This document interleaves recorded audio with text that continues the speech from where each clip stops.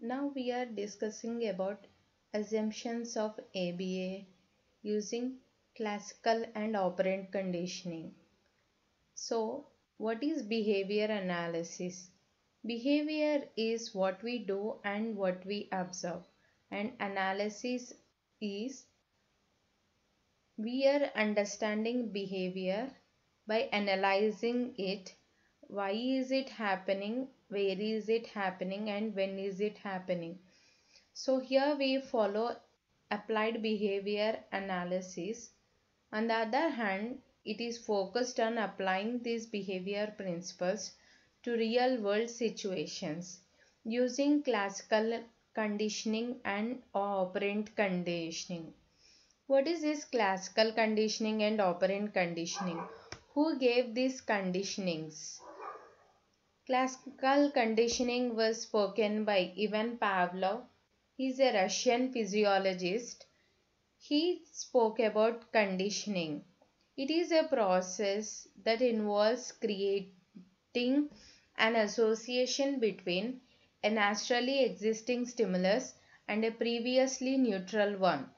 For understanding the classical conditioning process involves pairing a previously neutral stimulus such as the sound of a bell with an unconditional stimulus, the taste of food.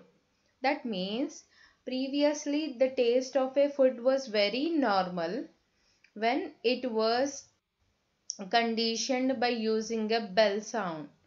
So previously the dog was salivating by seeing the food. Now after conditioning the food with a bell sound, now the dog salivates by hearing the bell sound. So that bell sound will be conditioned stimulus, and dog salivating for that conditional stimulus is a conditional response.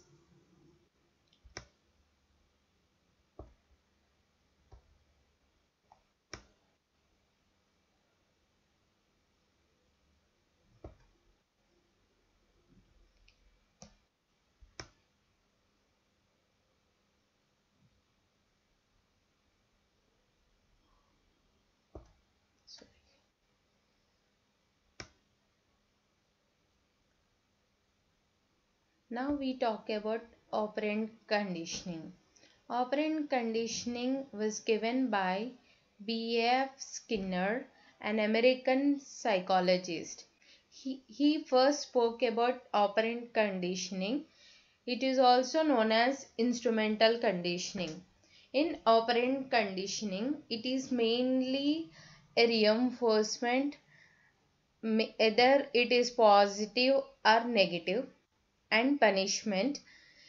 It mainly follows a behavior to strengthen or weaken that behavior to occur very rarely or frequently.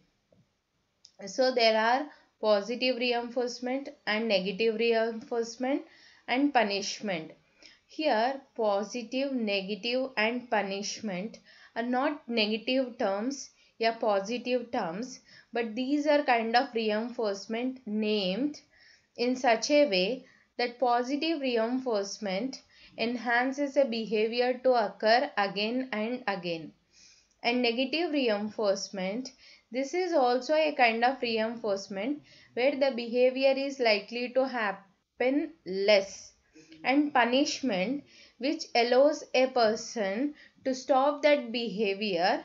It means this punishment is not like beating or criticizing, but punishment is not allowing the child to the desired activities or food to decrease that undesirable behavior. That is a kind of punishment which increases a acceptable behavior.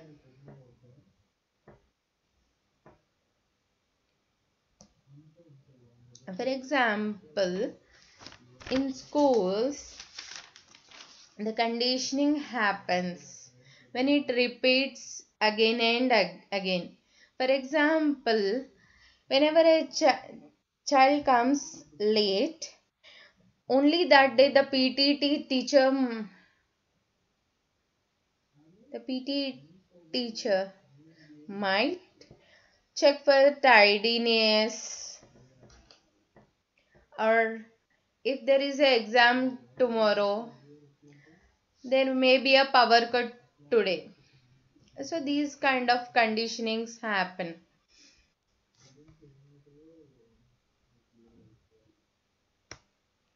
Sorry, there is so much go around.